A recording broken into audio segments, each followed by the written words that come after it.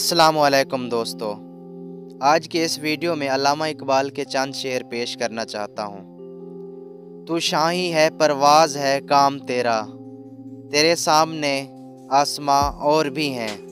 हज़ारों साल नरगिस अपनी बेनूरी पे रोती है, बड़ी मुश्किल से होता है चमन में दीदावर पैदा। हया नहीं है ज़माने की आँख में बाकी, खुदा करे कि जवानी तेरी रहे बेदाग। ढूंढता फिरता हूँ मैं इकबाल अपने आप को, आप ही गोया मुसाफिर, आप ही मंजिल हूँ मैं।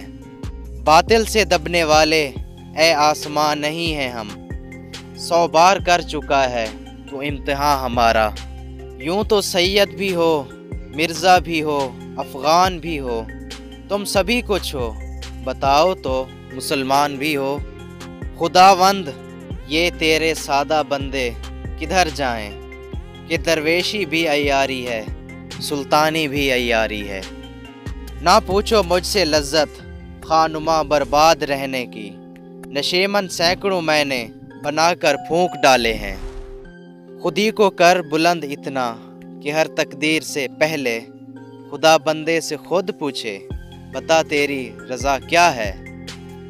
नशा पिला के गिराना तो सबको आता है, मज़ा तो तब है कि गिरतों को थाम ले साकी।